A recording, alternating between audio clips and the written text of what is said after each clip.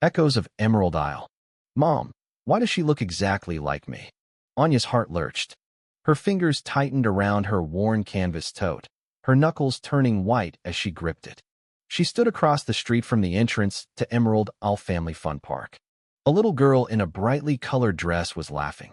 Same vibrant blue eyes, same upturned nose, same heart-shaped face. Even the faint sprinkling of freckles across her nose seemed identical. Anya swallowed hard. Some mirrors, she whispered, her voice barely audible, show more than just reflections. And in that moment, she knew their past, which she had painstakingly buried for years, was now standing before them, demanding to be acknowledged. The gates of Emerald Isle loomed, a kaleidoscope of colors meant to evoke joy and wonder. The vibrant greens, blues, and yellows of the paint were faded and chipped in places, a testament to the years of scorching summers and boisterous crowds. Beyond the gates, the Ferris wheel turned slowly, its gentle creaks mingling with the distant screams of delight and the rumble of the roller coaster. Balloons bobbed in the breeze, tied to vendor carts overflowing with cotton candy, popcorn, and hot dogs. It was Kids' Day at Emerald Isle, and the park buzzed with life, children darting between rides, parents trailing behind with tired smiles and overflowing strollers. 7-year-old Lily Hayes stood just outside the park entrance, her small hands clutching Mr. Snuggles, a plush bunny whose once white fur was now a patchwork of gray and beige. One of his button eyes dangled precariously by a single thread. Her hand-me-down dress, a floral print that had seen better days, hung loosely on her slender frame, fluttering in the gentle breeze. Next to her, Anya knelt on the overgrown curb, rummaging through her well-worn tote bag. She carefully counted out the crumpled dollar bills. For ones, a few quarters, some loose change. Not enough for much. "Popcorn's all we can afford today, sweetie," she said, her voice gentle but with an undercurrent of strain. "We'll sit here, watch the lights. Best seats in the house, right?" Her dark hair, streaked with premature gray, fell across her face. She brushed it back with a calloused hand. Once, she had been a talented graphic designer, filled with dreams of creating beautiful websites. But she had lost her job during the economic downturn 5 years ago. Now, she pieced together a living through freelance work and odd jobs cleaning houses, editing resumes, anything she could find. It barely kept them afloat. Lily nodded, her bright blue eyes reflecting the dazzling glow of the park's neon signs. She didn't mind, or at least that's what she told herself. Mr. Snuggles didn't need roller coasters.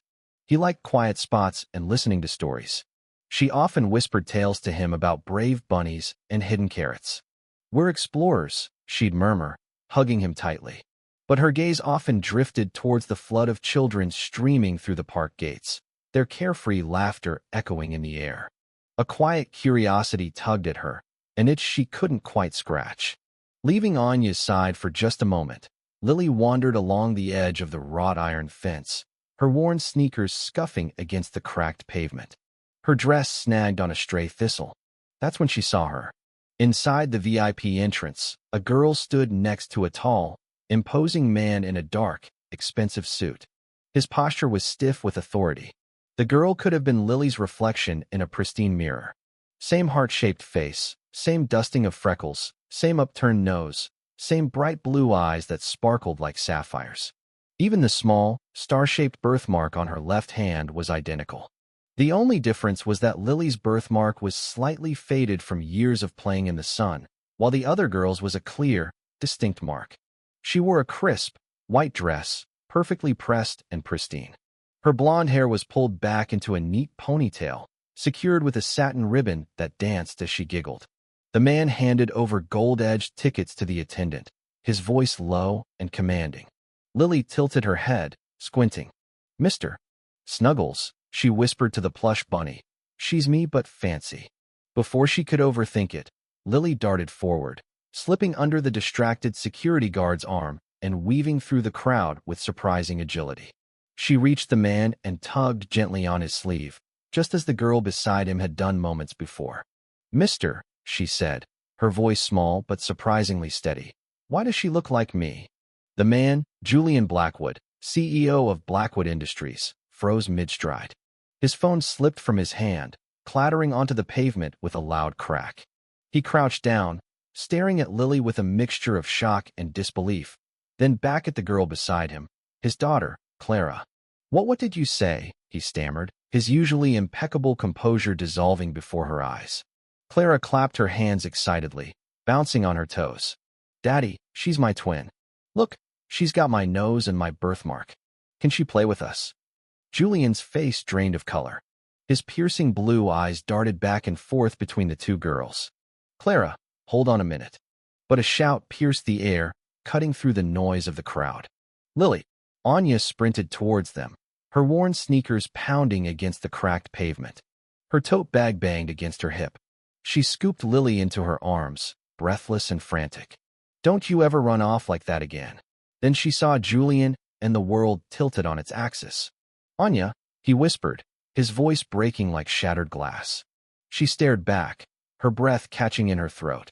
A storm of recognition, long-buried memories, and old wounds swirled in her dark eyes. 15 years ago, they had been inseparable. Anya, a struggling art student, sketching designs in a tiny apartment, and Julian, a young, ambitious lawyer with dreams of changing the world. Their love had burned bright and fierce, fueled by passion and shared dreams, until a single event had shattered it all. She had seen a society page announcement, a photograph of Julian, arm in arm with a beautiful woman, with the caption, "Blackwood heir engaged to Vandergelt heiress." Devastated and pregnant with Lily, Anya had fled, believing that Julian had chosen wealth and status over her. She had vowed to raise their daughter alone, stitching her life back together thread by thread. Julian, completely oblivious to Anya's pregnancy, had desperately searched for her. His letters had been returned unopened. Grief and confusion had driven him to a hasty marriage with the Vandergelt heiress. A year later, his wife had died during childbirth, leaving him a widower and a father, haunted by the memory of what he had lost. "Who is she, Mommy?" Lily asked, clutching Mr. Snuggles tighter. Anya's lips parted, but no words came out. The memories were overwhelming, the emotions raw and painful. Clara tugged on Julian's hand, insistent. "Daddy, please can they come in? I want a sister." Her innocent plea sliced through the tension. Julian, still reeling from the shock of seeing Anya again, nodded slowly, almost mechanically. Let's go inside." Emerald swallowed them whole in a whirlwind of sound and color. The air smelled of sugar and grease, the ground sticky with spilled soda. Lily and Clara immediately took off running, eager to explore the park. Lily's faded, hand-me-down dress was a stark contrast to Clara's pristine white one. They climbed onto the carousel, Lily choosing a wooden horse painted black with a chipped ear, Clara selecting a gleaming white unicorn. They giggled as the ride spun to life, the music blaring, their faces flushed with excitement. Later, by the tilt-a-whirl, Anya and Julian stood apart, the air thick with unspoken words and unresolved emotions. "You left me," she said, her voice trembling with years of pent-up hurt and betrayal. "That announcement, it wasn't real," he said, his hands clenching into fists. "My parents staged it. Some kind of power play. They never approved of you, Anya. I never chose her. I searched for you for months, years. Why didn't you tell me?" His gaze flicked to Lily, softening with a mix of awe and regret. Anya's breath hitched in her throat, tears welling up in her eyes. "I thought you didn't want us." Before he could reply, she caught a flicker of movement out of the corner of her eye. A figure in a dark hoodie was lurking near the funnel cake stand, snapping photos of the girls with a high-powered camera. Her stomach twisted. For weeks, she had found unsettling notes slipped under her apartment door, scribbled threats like, "Secrets worth millions," and "We're watching," written in jagged, red ink. "Julian," she whispered, gripping his arm tightly. "Someone's following us." He followed her gaze, his jaw tightening. "Stay with the girls. I'll deal with it." He strode purposefully towards the figure, but the person vanished into the throng of people, leaving only the echo of a shutter click and a lingering sense of unease. The day unraveled further with the unexpected arrival of Celeste Vandergelt. She swept in like a force of nature, her blonde hair pulled back into a severe bun, her designer heels clicking sharply on the pavement. As CFO of Blackwood Industries and Julian's ex-fiancée, She radiated an icy control that sent a shiver down Anya's spine. "Julian, what is this?" she demanded, her green eyes narrowing as she took in the scene before her, focusing on Lily's mismatched clothes. "I thought this was a corporate event, not some family reunion."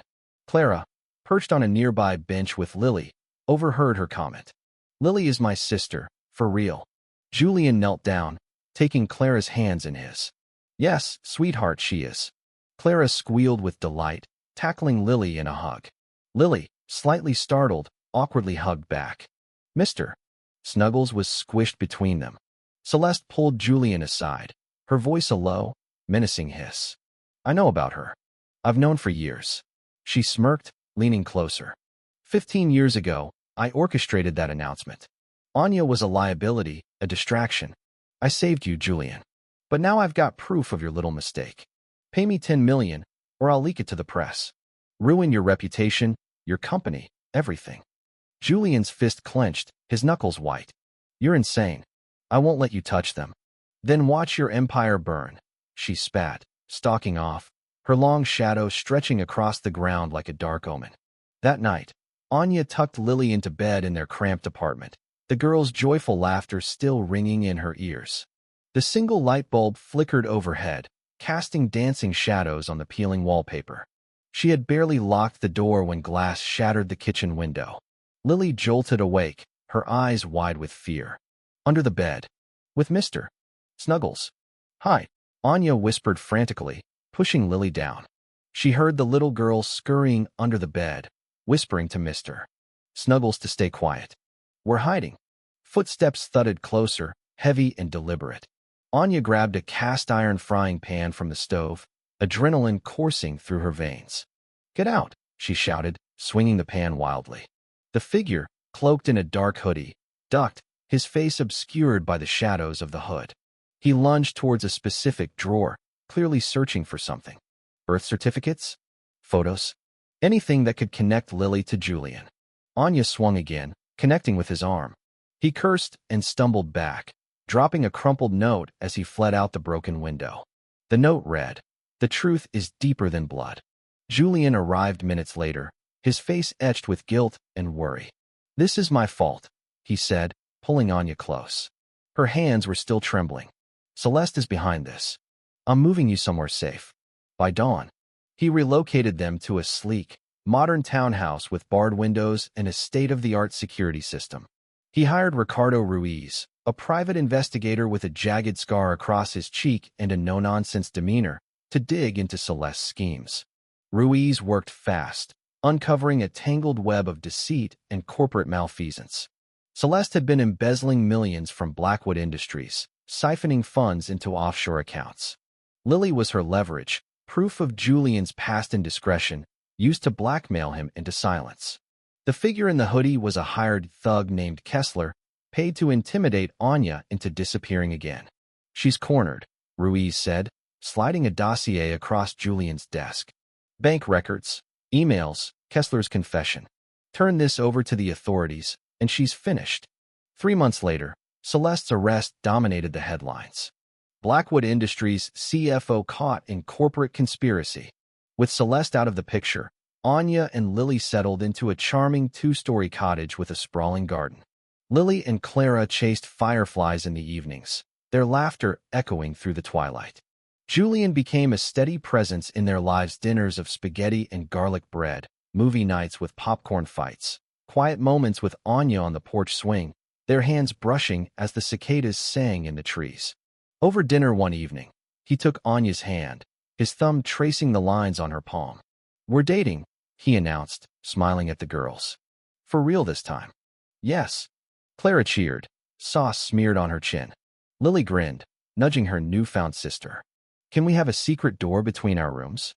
She pulled out a crayon-sketched 2 stick-figure sisters linked by a trapdoor, Mr. Snuggles standing guard. Anya laughed, her eyes misting over. "We'll see." Later that evening, as Clara raided the fridge for ice cream, Lily rifled through Anya's keepsake box, searching for glitter to decorate their sketch. She froze, pulling out a faded photograph. It was a baby, with the distinct star-shaped birthmark on her hand, held by a woman who wasn't Anya. A woman with dark hair and the same crescent-shaped birthmark on her wrist. "Mommy, who's this?" she called, pattering downstairs. Anya's smile faltered. Her fingers trembled as she took the photograph. "Just an old friend," she said a little too quickly, tucking the photo back into the box. Julian glanced over from the sink, his brow furrowing, but he remained silent. The girls raced upstairs, oblivious to the tension, their giggles echoing through the hallway. Under the warm glow of the chandelier, the four of them embraced. Julian's arm wrapped around Anya. Sophie and Olivia squeezed between them, a tangle of love and trust. Emerald Al-Had reunited them, healing 15 years of separation and loss, filling their lives with hope and joy. But that photograph lingered in Anya's mind, a whisper of a deeper secret, a woman from her past, a shadow yet unnamed. For now, they were whole, a family forged by chance and bound by something stronger than blood, with stories still waiting to be told.